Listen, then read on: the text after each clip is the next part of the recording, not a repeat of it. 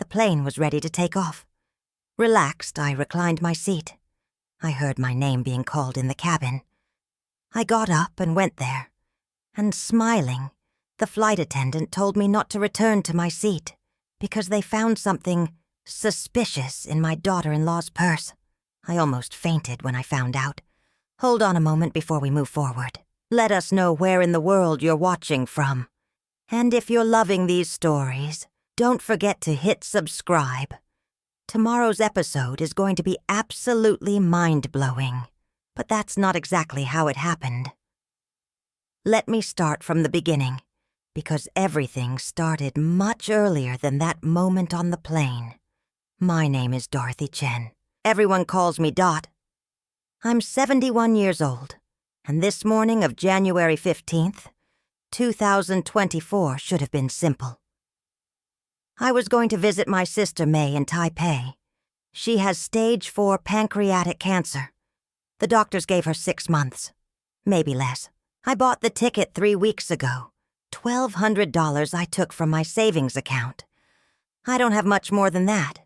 When you're a retired elementary school teacher living on $2,300 a month, every expense matters. I woke up at 4 in the morning. My hands were shaking as I made jasmine tea in the kitchen of the house I've lived in for 35 years. The same house George and I bought in 1989, when Kevin was 2 years old. The same house that's now worth $780,000, according to the property assessment that came last month. The same house Rachel has been eyeing for the past year. Rachel is my daughter-in-law. She married my son Kevin 12 years ago. I paid for her law school, $156,000 over 3 years. She promised to pay me back once she made partner at her firm. That was 10 years ago. I'm still waiting. Kevin called me at 6 that morning, just as I was putting my suitcase in the Uber. His voice sounded strange, tight. "Mom, are you sure about this trip? It's a long flight. You're not getting any younger." I gripped my phone tighter. "May is my sister, Kevin. She's dying." "I know, I just think maybe you should wait. Rachel said winter isn't a good time to travel. The weather in Taipei can be unpredictable." Rachel said. Everything was always what Rachel said these days. "I'll be fine, honey. I've made this trip before." He was quiet for a moment. Then he said something that made my stomach tighten. Rachel wanted to come say goodbye at the airport. She insisted. Rachel never insisted on seeing me unless she wanted something. The last time she insisted on visiting was 3 months ago, when she needed me to co-sign a loan for $34,000. Business expenses, she said. I signed because Kevin asked me to. I haven't seen a single payment yet. The Uber driver was a young man who didn't talk much. I was grateful for that. My mind was full of memories. May and I arriving in San Francisco in 1963. 2 girls who spoke broken English and carried everything we owned in 2 small suitcases. May went to nursing school. I became a teacher. We both married Chinese-American men, had children, built lives. George died 6 years ago. Heart attack. He was 69. We had 42 years together. May's husband died 8 years ago. Now she was dying too, alone in that apartment in Taipei where she'd moved after her husband passed. She wanted to be buried next to her parents in the old country. I understood that. The airport was crowded. I checked in my suitcase, a blue Samsonite that George bought me 20 years ago. The woman at the counter barely looked at me as she tagged it and sent it down the conveyor belt.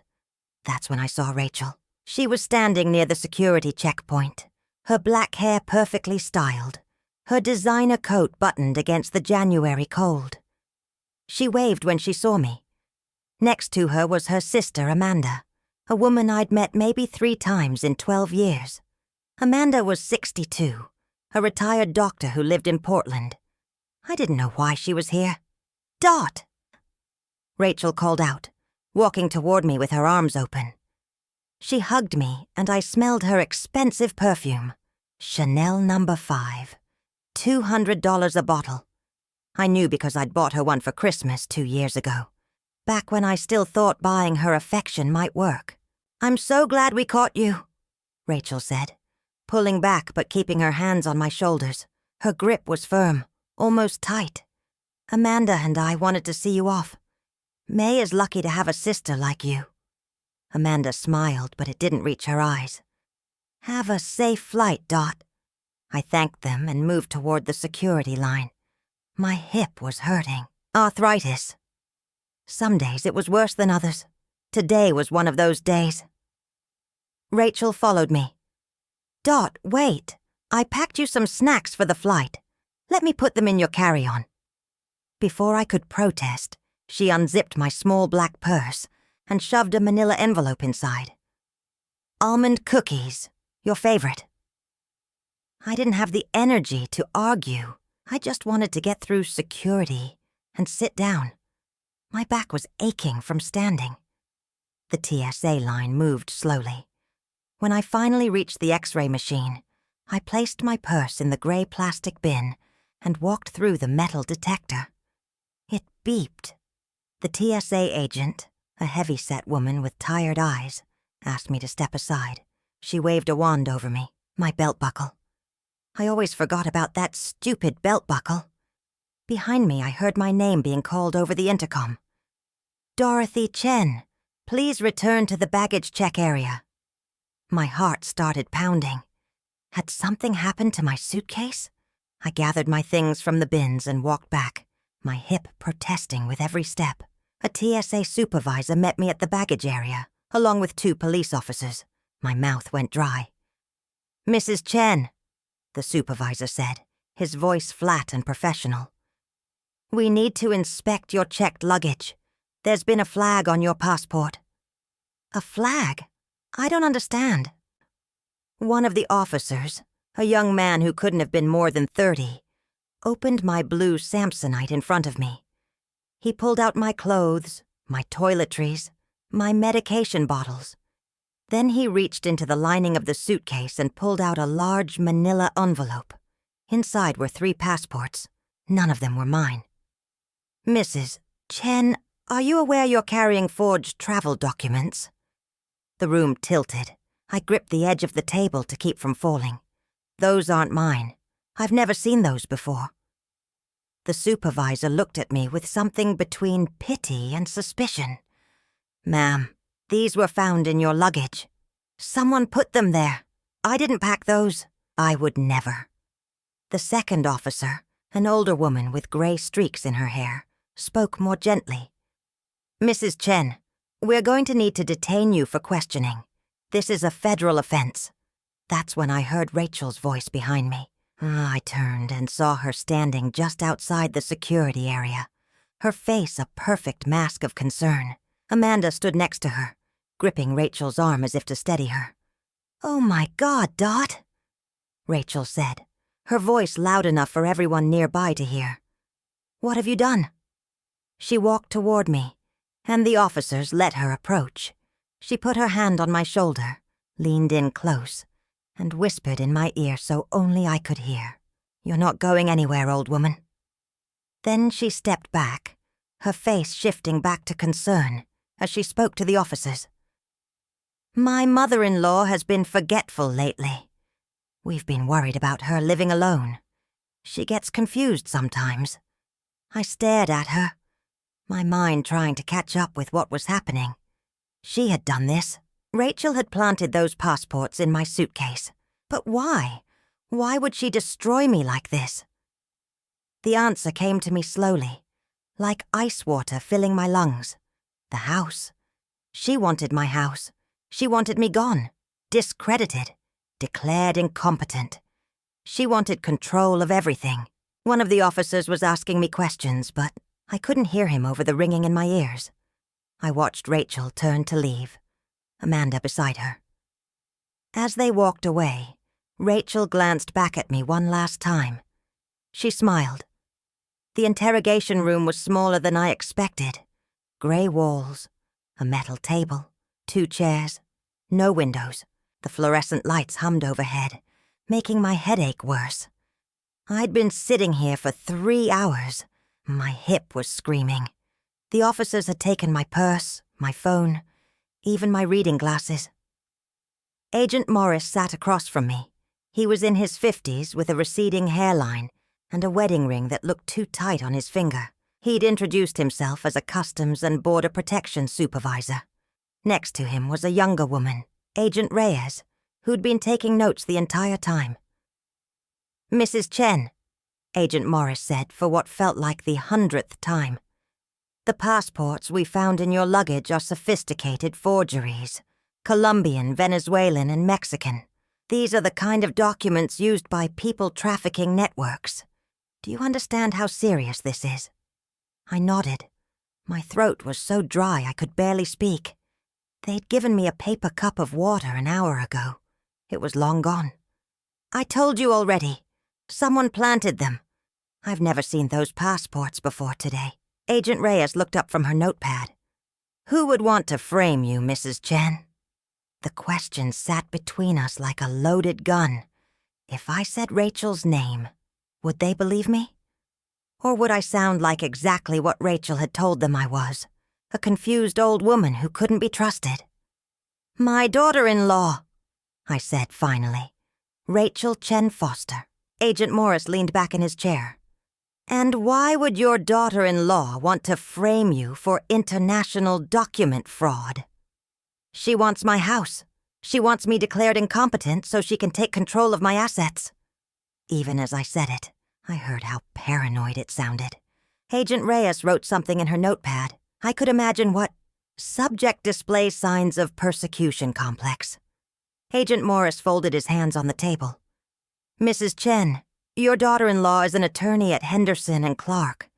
That's one of the most prestigious law firms in Seattle. Why would she risk her career to frame you?"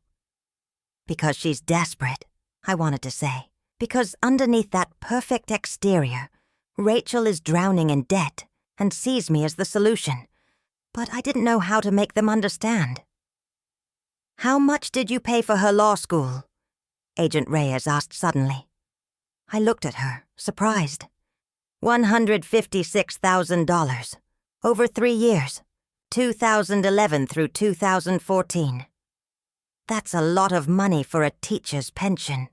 I took out a second mortgage on my house. George, my husband, he was still alive then. He worked in construction. We used his income to pay the monthly payments. After he died, I used his life insurance to pay off what was left. Agent Morris exchanged a glance with Agent Reyes.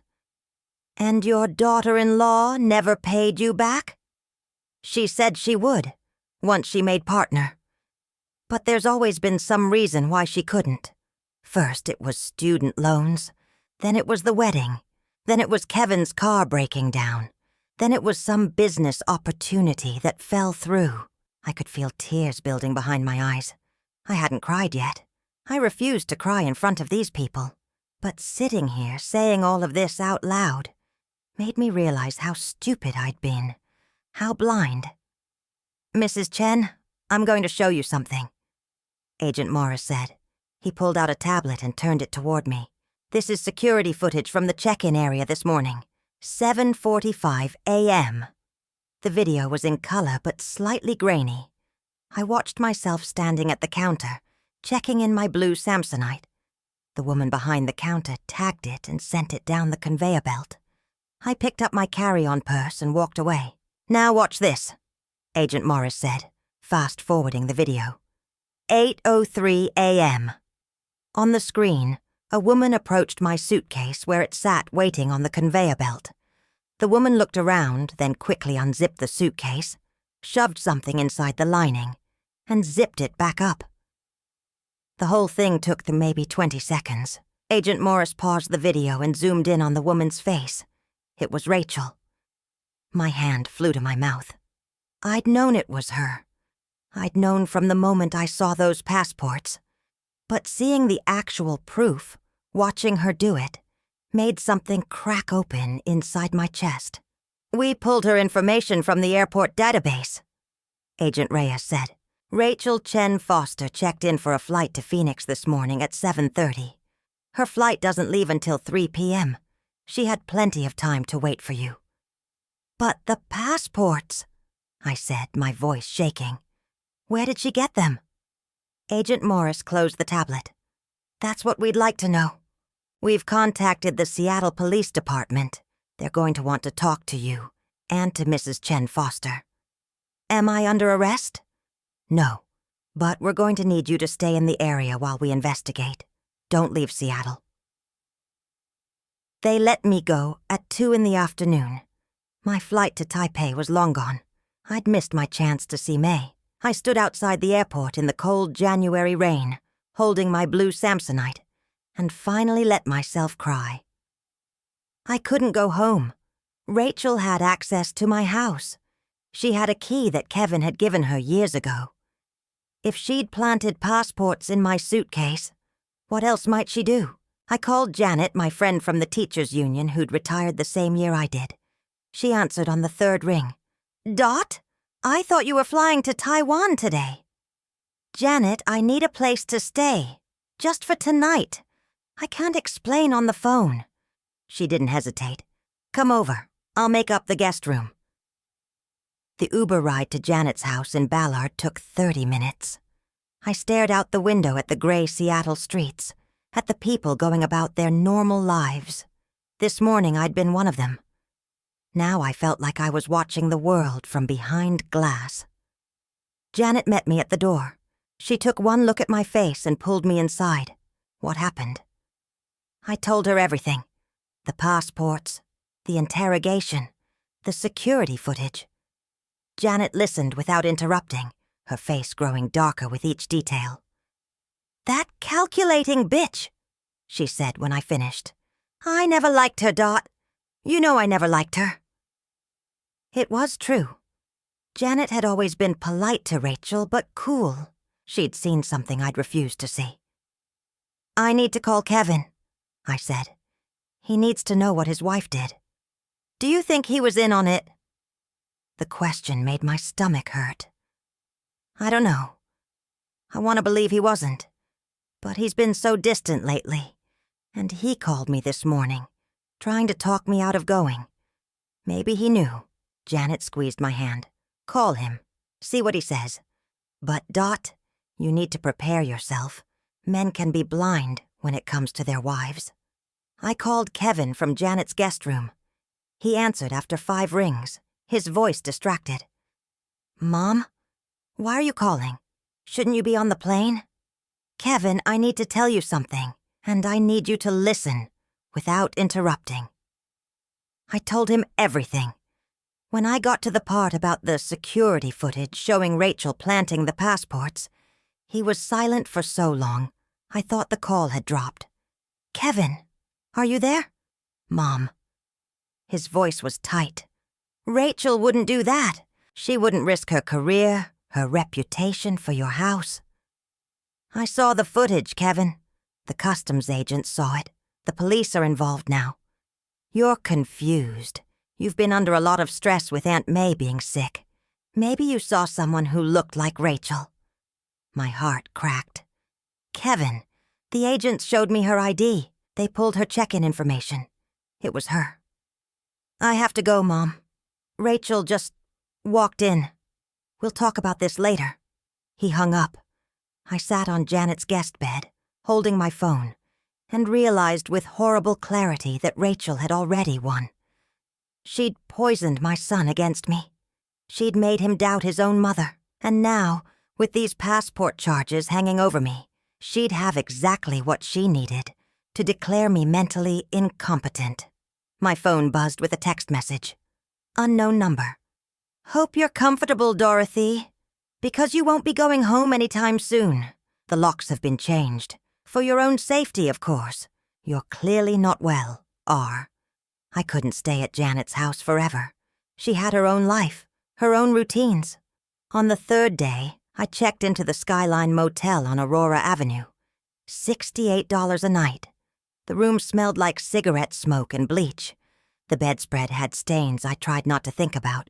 There was a mini fridge that hummed too loud, and a TV that only got basic cable.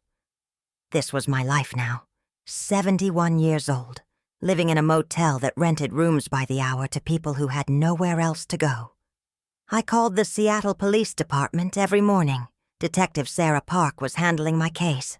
She was polite but non-committal. Yes, they were investigating. Yes, they'd spoken to Rachel. No, they couldn't tell me what Rachel had said. These things take time, Mrs. Chen. We have to follow proper procedure. Meanwhile, Rachel was moving forward with her plan. On day 5, a process server found me at the motel. He handed me a thick envelope of legal papers. Rachel had filed for an emergency guardianship hearing, claiming I was a danger to myself and others. The hearing was scheduled for March 12th, less than 2 months away. The petition was thorough. Rachel had documented everything. My confusion at the airport, my paranoid accusations against her, my inability to care for myself. She'd even gotten a statement from Kevin saying I'd been forgetful lately, mixing up dates and appointments. That hurt worse than anything else. My own son testifying against me. Attached to the petition was a psychiatric evaluation from Dr. Howard Chen. No relation. He'd never met me.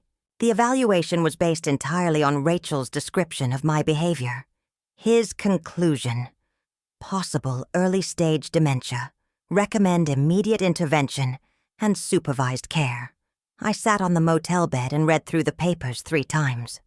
Rachel had been planning this for months, maybe longer. Every time I'd been late to a family dinner, every time I'd forgotten some small detail, she'd been building her case, and I'd walked right into it. My phone rang, unknown number. I almost didn't answer, but something made me pick up. Grandma?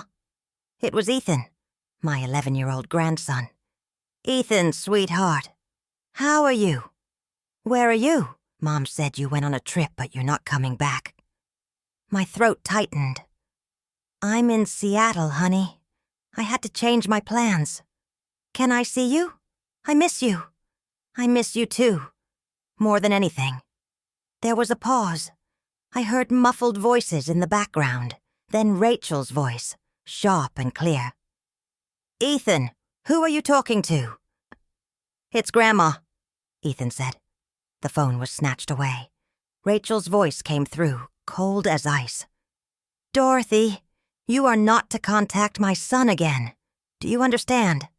I have documentation that you're unstable. If you try to see Ethan, I will file for a restraining order. He's my grandson, Rachel. You can't keep him from me. Watch me. The line went dead. I tried calling back immediately. The number was blocked. I tried Kevin's phone. It went straight to voicemail. I left a message, my voice breaking. Kevin, please, let me talk to Ethan. He's my grandson. Whatever you think I did, don't punish him for it. He never called back. The next morning I received another envelope. This one was from a law firm I didn't recognize. Inside was a notice of eviction proceedings. Rachel, as my concerned family member, had petitioned the court for an emergency order to remove me from my home due to my deteriorating mental state and unsafe living conditions. Unsafe living conditions. My house was cleaner than most hospitals. I'd scrubbed that kitchen floor on my hands and knees every Saturday for 35 years. The notice said I had 14 days to respond. If I didn't, the court would grant Rachel temporary control of the property for my own protection. I sat in that motel room and tried to figure out how I'd fight this. I had $47,000 in my savings account. Rachel knew that because I'd shown her my bank statements 2 years ago when she asked me to co-sign that loan. A good lawyer would cost at least $10,000, probably more. And even if I found a lawyer, what evidence did I have? Rachel was a respected attorney. I was a retired teacher living in a motel. On day 7, I went to visit my house. I just wanted to see it, to stand on the porch, where George and I used to drink coffee on Sunday mornings. I took the bus because I didn't want to waste money on an Uber. The locks were changed, just like Rachel's text had said. I stood on my own porch and couldn't get inside. I peered through the front window.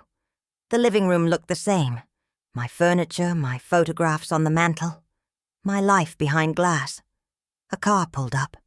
It was Kevin. He got out slowly, his face drawn. He looked like he hadn't slept. "Mom, what are you doing here?" "This is my house, Kevin. You can't be here. Rachel said if you showed up, I should call the police." I stared at my son. He was 47 years old, but in that moment he looked like a stranger. "Do you really believe I'm crazy? Do you really think I planted those passports in my own suitcase?" He looked away. "I don't know what to believe anymore. Rachel showed me things. Emails you sent that didn't make sense. Bills you forgot to pay." "What emails? I haven't sent any strange emails." "Mom, please, just go back to wherever you're staying. Let the lawyers handle this. If you're right, if Rachel really did plant those passports, then the investigation will prove it." "And what happens to me while we wait for the investigation?" "I'm living in a motel, Kevin, on Aurora Avenue. Do you know what kind of place that is?" His jaw tightened. "Rachel said you could go to Sunrise Meadows. It's a nice assisted living facility. They have activities, nurses on staff." "Assisted living? I don't need assisted living. I need my son to believe me." "I have to go." He walked back to his car, his shoulders hunched like an old man. I watched him drive away and felt something inside me go numb. This was it. This was the moment I lost my son completely. Back at the motel, I tried to call May in Taipei. I needed to hear her voice, to remember that at least one person in this world still loved me. The phone rang and rang. No answer. I tried 3 more times over the next hour. Nothing. Finally, I called the hospital, where May was receiving treatment. I'd memorized the number weeks ago. A nurse answered in Mandarin. I explained who I was, asked about May's condition. The nurse was quiet for a moment. Then she said, "I'm very sorry. May Chen passed away 4 days ago. We tried to contact her emergency contact, but there was no answer." I was her emergency contact. My phone number was on all her paperwork, but I'd been too busy dealing with Rachel's betrayal to answer my phone. My sister had died alone, and I hadn't been there. I thanked the nurse and hung up. Then I sat on the edge of the motel bed and finally let myself fall apart. I cried for May. I cried for George. I cried for the life I'd built that was being systematically destroyed by a woman I'd welcomed into my family. When there were no more tears left, I opened my laptop. It was an old Dell that George had bought me 6 years ago. Right before he died, I logged into my email and started scrolling through sent messages, looking for these strange emails Kevin had mentioned. I found them immediately. Dozens of messages I'd never written, sent from my account to various family members and friends. Most were rambling, incoherent. Some accused people of stealing from me. Some repeated the same sentences over and over. Rachel had hacked my email. She'd been sending these messages for weeks, maybe months, building her case that I was losing my mind. I kept scrolling and found something else. An email from Rachel's account to someone named Amanda Foster, her sister, dated 3 weeks ago. "Amanda, I'm moving forward with the plan. Once I have guardianship, we can sell the house and split the proceeds. The old woman won't know what hit her. She'll be in Sunrise Meadows by March, and we'll have $780,000 to split.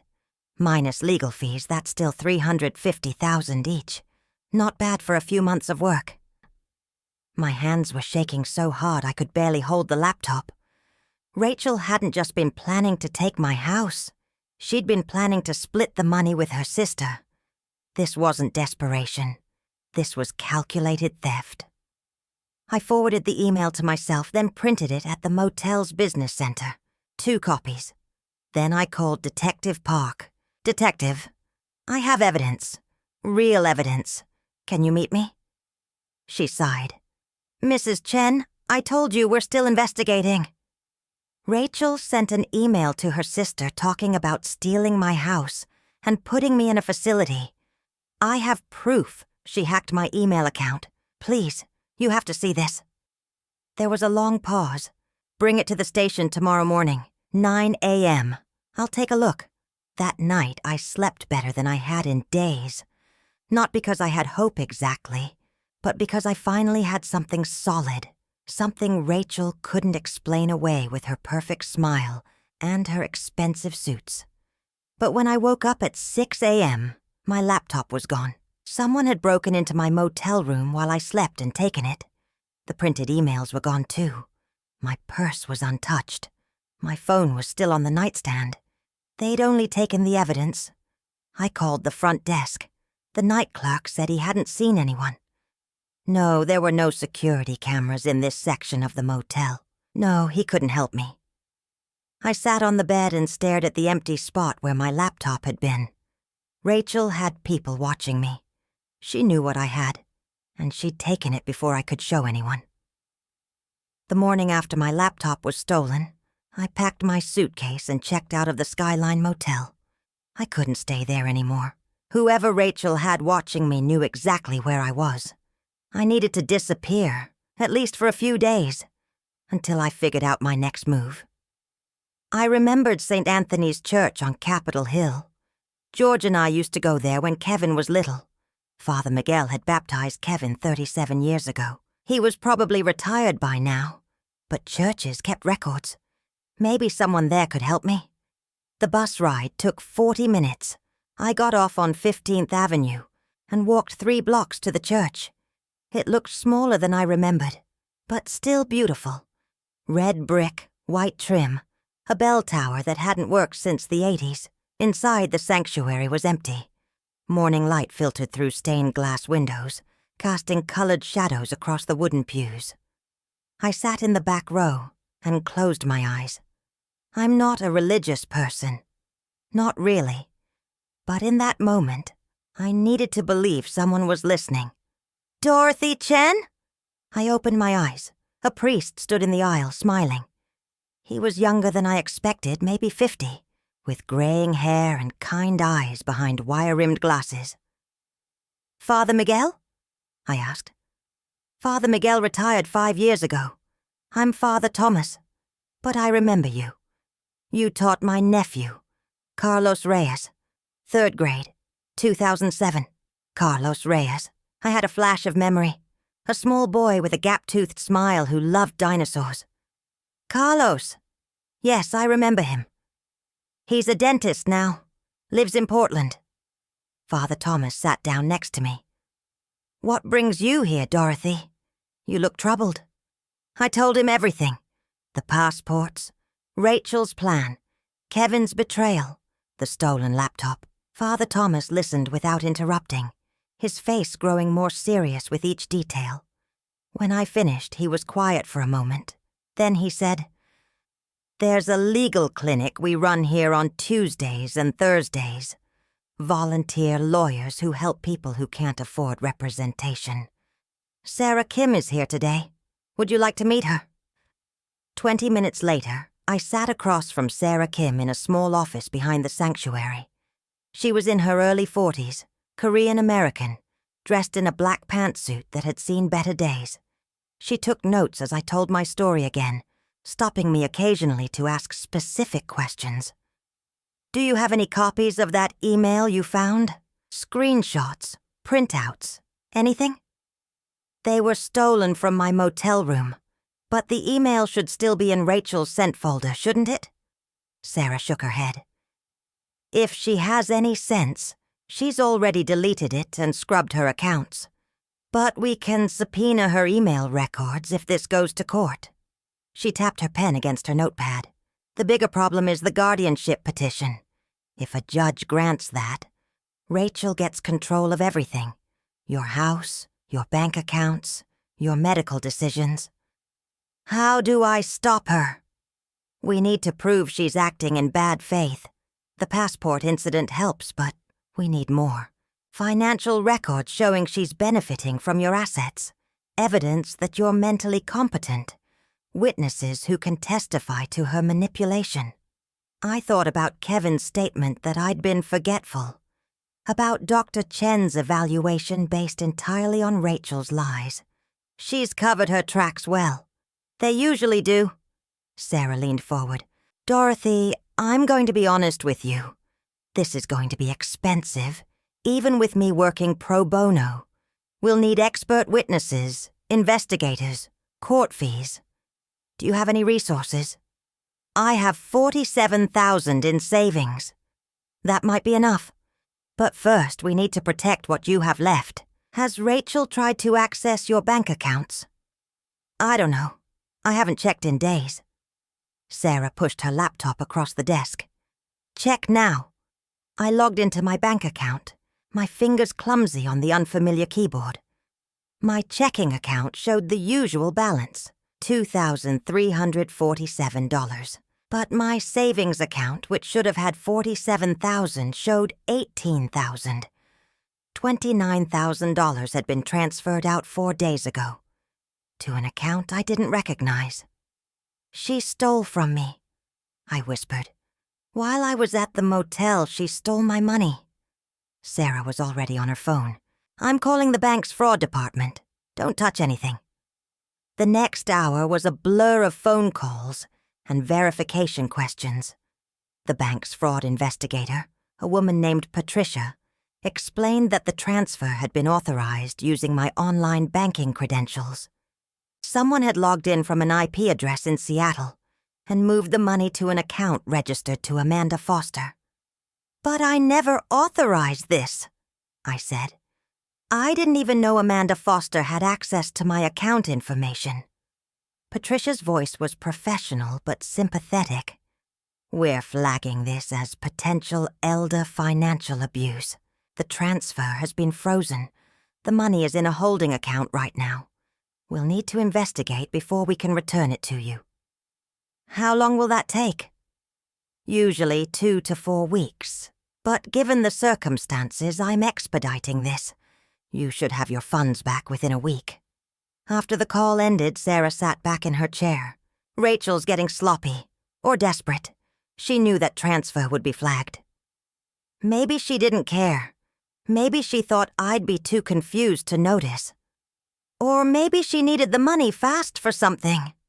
Sarah made another note. I'm going to contact the Seattle Police Department and share this information with Detective Park. Financial fraud adds another dimension to the case. I felt something shift inside me. For the first time since this nightmare started, I wasn't just defending myself. I was fighting back. There's something else, Sarah said.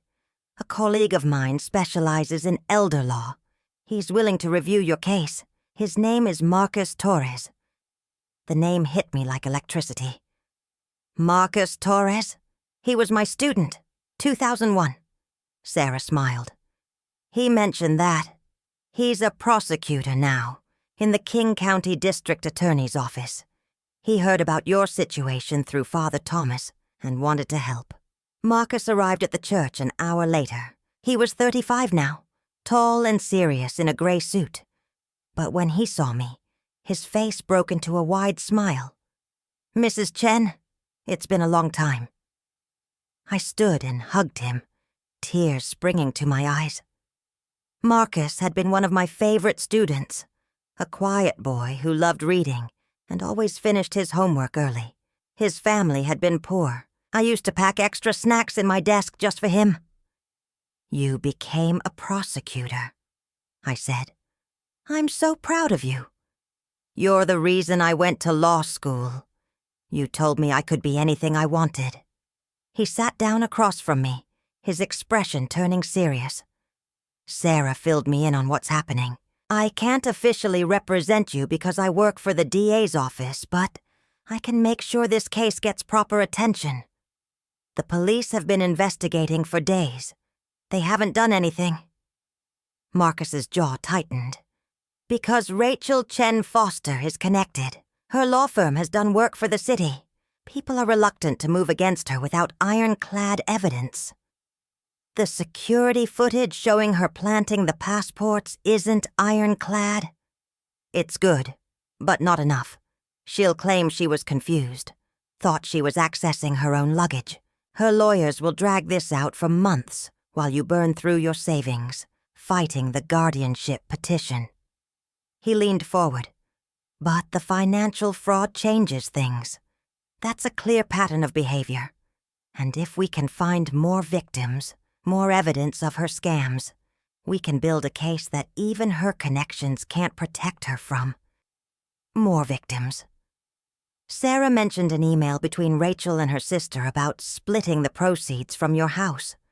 That suggests they've done this before. People don't just wake up one day and decide to defraud their family members. They work up to it. Marcus pulled out his phone and showed me a photo. It was a screenshot of a complaint filed with the Washington State Bar Association. A woman named Claire Edmonds had accused Rachel of stealing $62,000 from her elderly mother's estate while serving as executor. The complaint was dismissed. Marcus said, Rachel's firm settled quietly.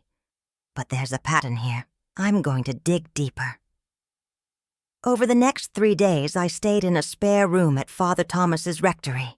Sarah and Marcus worked together, pulling records, making calls, following leads. I helped where I could, searching my memory for details about Rachel's past behavior, names of people she'd interacted with. On the 4th day, Marcus came to the rectory with a file folder 6 inches thick. We found them, he said. 5 other cases over the past 8 years. Elderly clients, family members, trust beneficiaries. Rachel has been systematically stealing from vulnerable people, then using her legal expertise to cover her tracks. He spread documents across Father Thomas's dining room table. Bank transfers, falsified legal documents, forged signatures. In one case, Rachel had convinced an 80-year-old man to sign over power of attorney, then emptied his accounts and put him in a nursing home. Why hasn't anyone stopped her? I asked.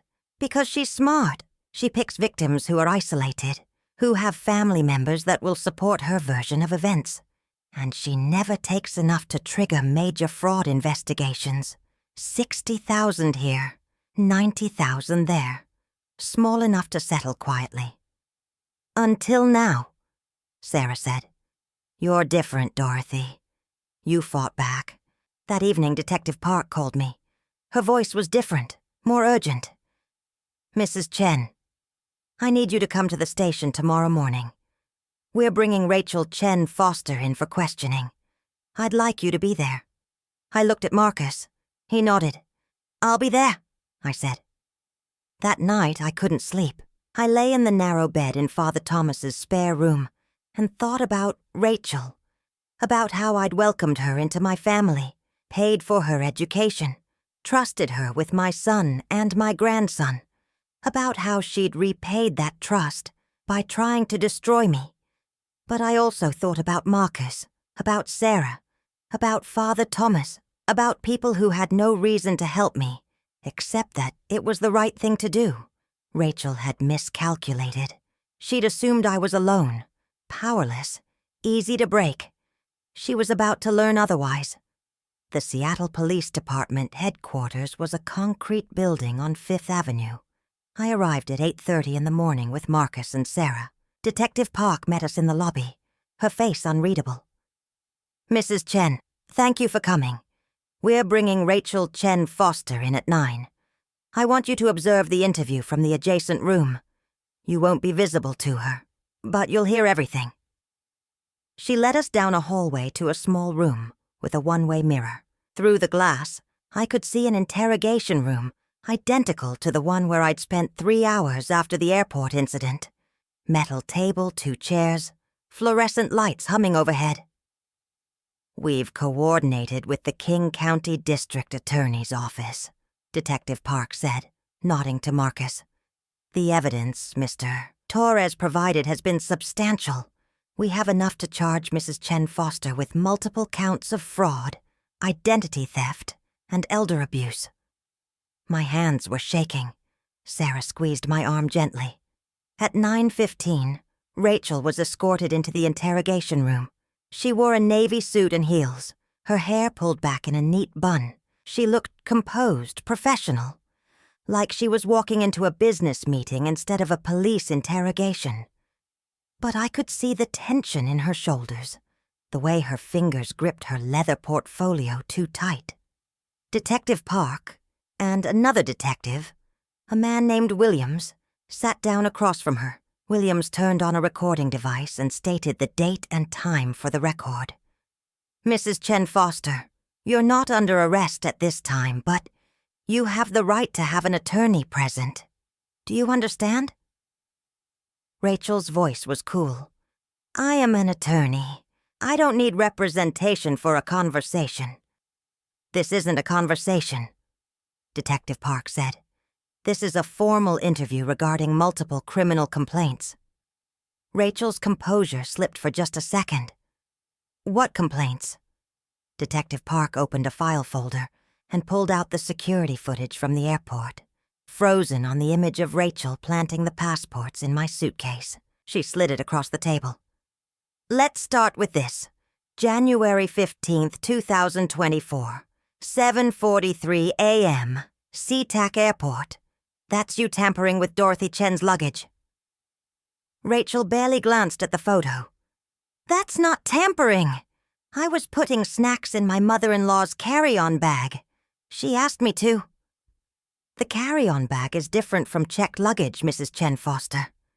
This shows you accessing her checked suitcase and placing documents inside.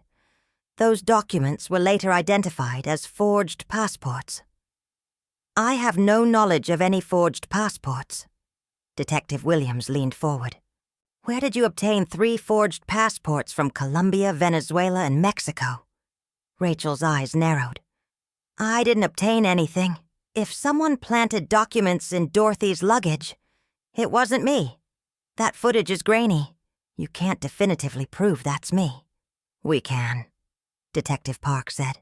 "We enhanced the footage. We have clear images of your face.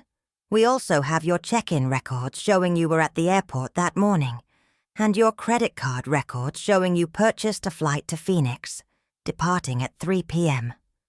You had plenty of time to wait for Mrs. Chen." Rachel crossed her arms. "I'm not answering any more questions without my attorney present." "That's your right," Detective Park said. "But before you go, I want to show you something else." She pulled out more documents, the complaints from Claire Edmonds and the 4 other victims Marcus had found, bank records showing the stolen money, the email exchange between Rachel and Amanda about splitting the proceeds from my house. Rachel's face went pale as she looked through the papers. Her hands started shaking. "Where did you get these?" "We have a warrant for your email accounts and financial records. We've been investigating you for the past week, Mrs. Chen Foster, and we've found a pattern of fraud going back 8 years. This is a setup. Someone is framing me." Detective Williams shook his head. 5 different victims over 8 years, all elderly, all vulnerable, all defrauded in similar ways. That's not a frame job. That's a pattern." Rachel stood up abruptly. "I'm done. I want my lawyer. Now." "Sit down," Detective Park said, her voice hard. "We're not finished." "Am I under arrest?" "Not yet. But if you walk out of here, we'll issue a warrant within the hour. Your choice." Rachel sat down slowly. Her perfect composure was cracking. I could see it in the way her jaw trembled, the way she kept looking at the door like she wanted to run. "Let's talk about Amanda Foster," Detective Park said. "Your sister. Where is she right now?" I don't know. We haven't spoken in weeks." "That's interesting, because we have phone records showing you called her 17 times in the past 3 days. And we have bank records showing she received $29,000 transferred from Dorothy Chen's account on January 18th. Rachel closed her eyes. When she opened them again, something had changed. The mask was gone. What remained was desperation. "Amanda forced me to do it," she said, her voice breaking. "She's been blackmailing me for years. She has information about my past, things that would destroy my career." She told me if I didn't help her get money, she'd expose me. Detective Williams raised an eyebrow. What kind of information? I made some mistakes when I was younger. Financial irregularities at my first firm. Nothing major, but enough to get me disbarred if it came out. Amanda found out, and she's been using it against me ever since. I watched through the glass as Rachel spun her story. Even now, faced with overwhelming evidence, she was trying to manipulate her way out, blaming her sister, playing the victim, doing everything except taking responsibility for what she'd done. If Amanda was blackmailing you, Detective Park said, why did you send her an email discussing plans to split the money from Mrs. Chen's house? That doesn't sound like blackmail. That sounds like partnership. Rachel didn't answer. She just stared at the table, her shoulders slumped. There was a knock on the door of the observation room. A uniformed officer poked his head in. There's a Kevin Chen here asking to see his mother. My heart jumped. Kevin's here? Marcus looked at me. Do you want to see him? I didn't know. Part of me wanted to run. Part of me needed to face him. Yes. The officer led me to a small waiting area. Kevin sat on a plastic chair, his head in his hands. When he saw me, he stood up quickly. His eyes were red, like he'd been crying. Mom. Kevin. We stood there awkwardly, the distance between us feeling like miles instead of feet. I saw the news, he said. Rachel was brought in for questioning. They're saying she's been defrauding elderly people for years. Is it true? Yes. He sank back into the chair. I didn't know. I swear to God, Mom. I didn't know. You didn't want to know, I said quietly. I tried to tell you. At the house, on the phone, I told you Rachel planted those passports. But you chose to believe her instead of me. She's my wife. I thought you were confused, stressed about Aunt May dying. She showed me things. Emails you'd sent that didn't make sense. She told me you were getting forgetful. She hacked my email account, Kevin. She wrote those messages herself to make me look incompetent. And you believed her because it was easier than admitting your wife was destroying your mother. Tears ran down his face. I'm sorry. I'm so sorry, Mom. I should have listened. I should have protected you. I looked at my son, this 47-year-old man who still wore his father's wedding ring, and felt something break inside me. Anger, yes. Hurt, definitely. But also exhaustion. I was so tired of fighting. Where's Ethan? I asked. At home with a babysitter. Rachel didn't want him to see her being questioned by police. I want to see him, of course. Anytime you want. I'll bring him to you today if you want. I do want. But, Kevin, I need you to understand something. You chose Rachel over me. When I needed you most, you turned your back on me. That's not something I can forgive easily. I know. I'll do whatever it takes to make this right.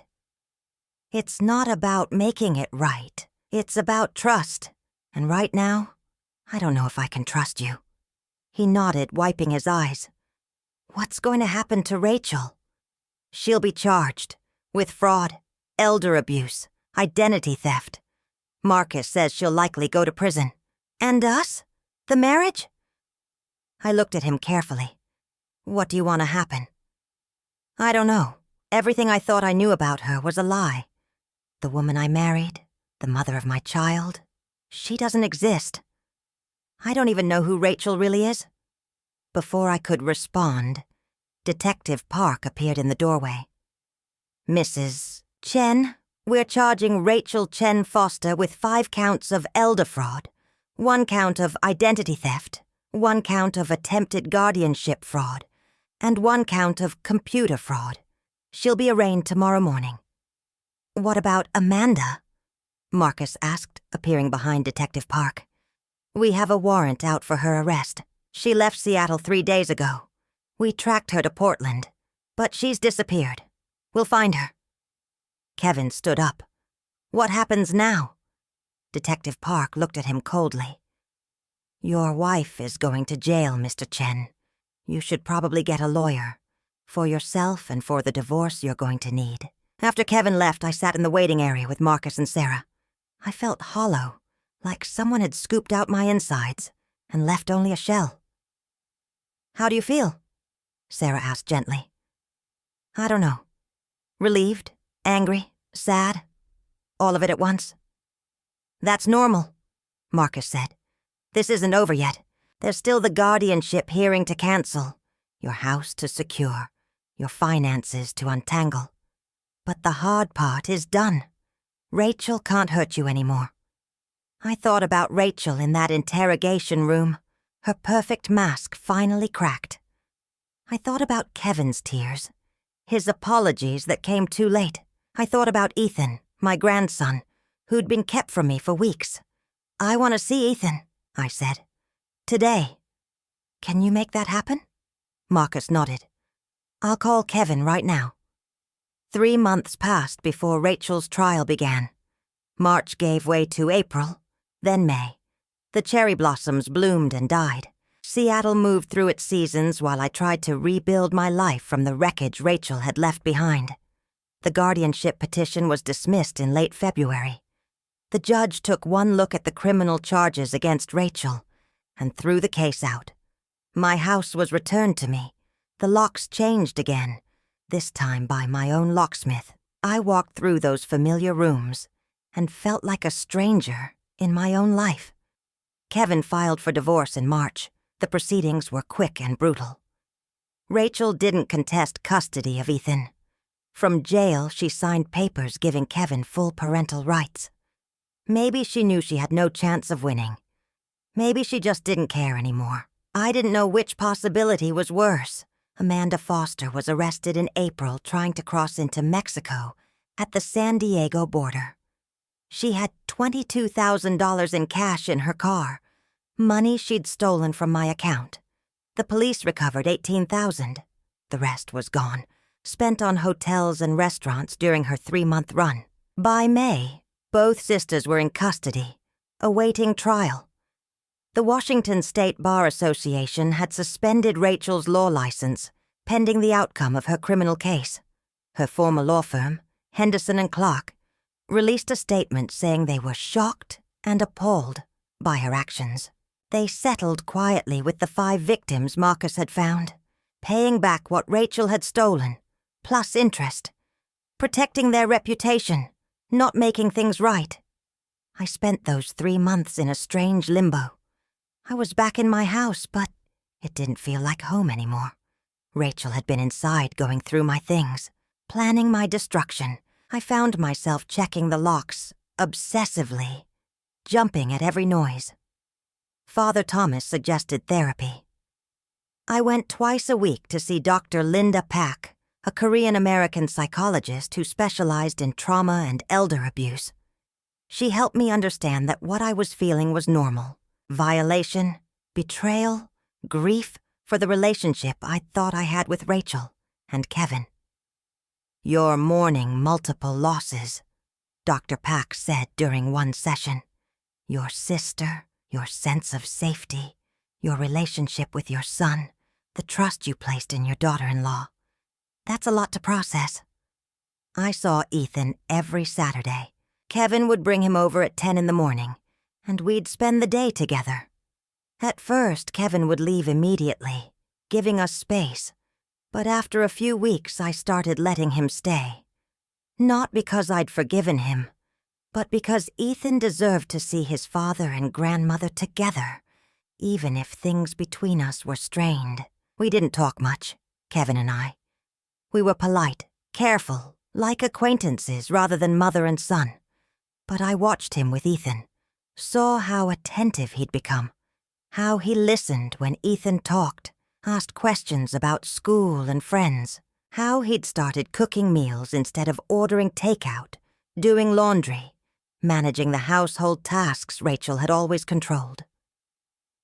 "I'm learning how to be a single parent," he told me one Saturday in late April. "I never realized how much work it was. Rachel always handled everything with Ethan, or I thought she did. Now I'm finding out she mostly ignored him, let him raise himself while she worked on her schemes. Ethan was struggling too. He'd loved his mother, despite everything. Learning that she'd tried to destroy his grandmother, that she'd been stealing from vulnerable people for years, had shattered his world. He was quiet now, withdrawn. He'd started wetting the bed again, something he hadn't done since he was 6. But he came alive when he was with me. We did the things we'd always done. Baked cookies, read books, worked on puzzles. I taught him how to make origami cranes, the way my mother had taught me when I was a girl in China. We sat at my kitchen table folding colorful paper, our hands working in comfortable silence. "Grandma," he asked one Saturday in May, "is Mom ever coming home?"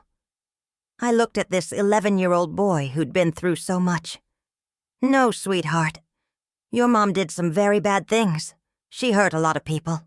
She's going to be in jail for a long time." "Did she hurt you?" "Yes. She tried to take my house and my money. She tried to make people think I was crazy. I'm glad she didn't win." Ethan said quietly, "I'm glad you're still here." I hugged him, feeling tears prick my eyes.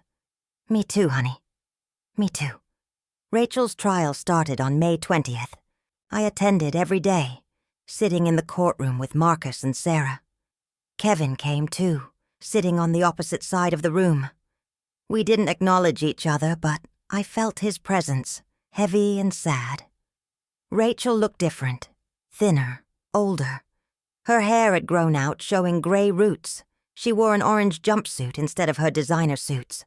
The confidence that had defined her was gone, replaced by a hunched, defeated posture.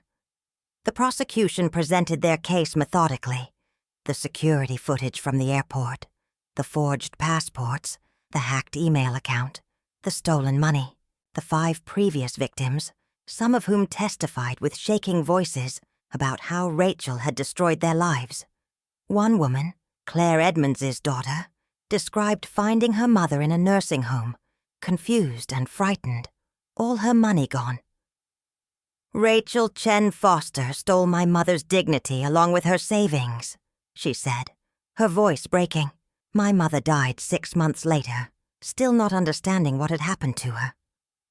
Rachel's defense attorney, a harried public defender named James Morton, tried to argue that Rachel had been under financial pressure, that she'd made poor choices, but wasn't a career criminal. He called character witnesses who described Rachel as a dedicated attorney and mother, but the evidence was overwhelming. On May 28th, after 3 days of deliberation, the jury found Rachel guilty on all counts: elder fraud, identity theft, computer fraud, attempted guardianship fraud.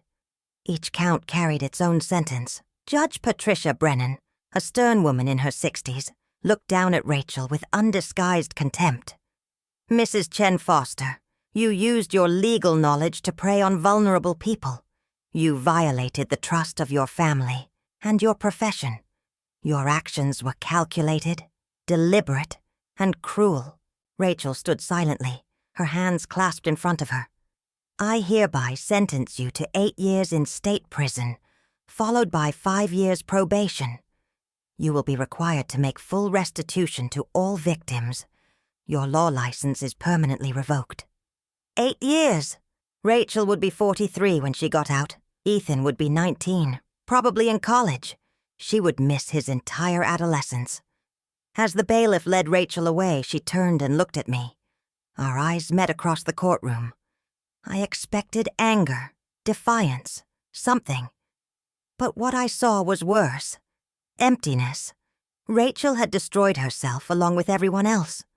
Amanda Foster's trial was shorter. She pleaded guilty to 1 count of conspiracy to commit elder fraud and 1 count of receiving stolen property. She was sentenced to 3 years with possibility of parole after 18 months. In June, Kevin sold the house he'd shared with Rachel. "It was too full of bad memories," he said. He found a small rental house 6 blocks from mine, a 2-bedroom with a fenced yard. He and Ethan moved in on a Saturday, and I came over to help unpack. The house was modest but clean. Kevin had bought new furniture. Nothing from the old house.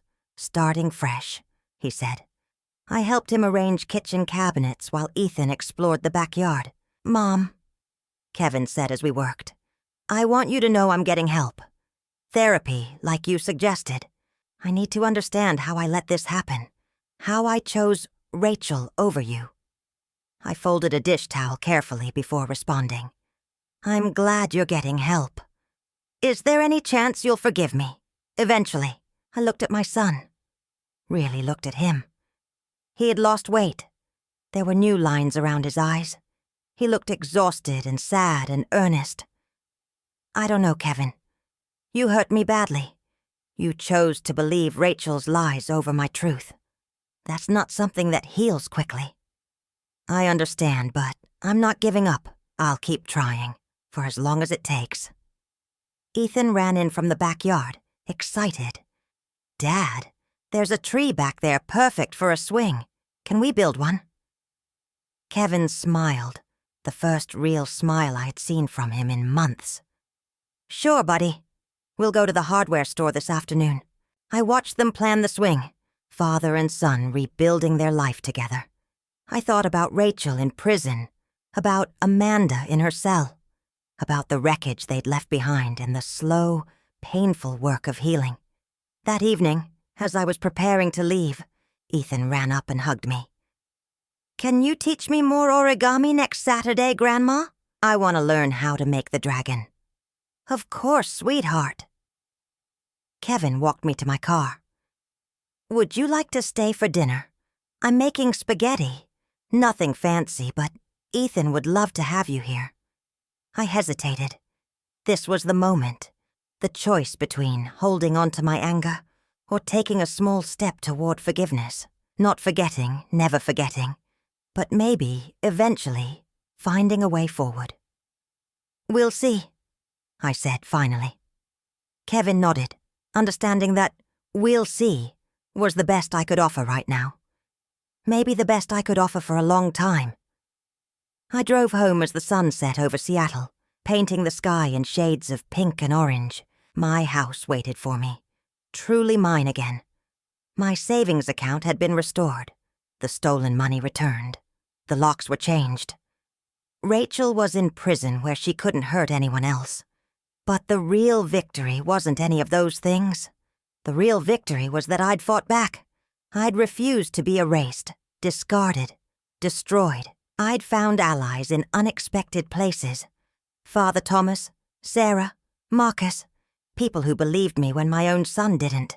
I'd survived Rachel Chen Foster's attempt to steal my life, and I'd emerged stronger, wiser, more cautious about trust, but not broken, not defeated. That night I made jasmine tea and sat at my kitchen table. I pulled out colored paper and began folding an origami crane, my hands remembering the patterns my mother had taught me 70 years ago in China. One crane, then another, then another. By the time I went to bed, I'd made 12. In Japanese tradition, folding 1,000 cranes brings good luck and healing. I had 988 to go, but I had time. I had my house, my independence, my dignity. I had Ethan's laughter and the possibility, however distant, of rebuilding something with Kevin. Rachel had tried to take everything. She'd failed, and that was enough. For now, that was enough.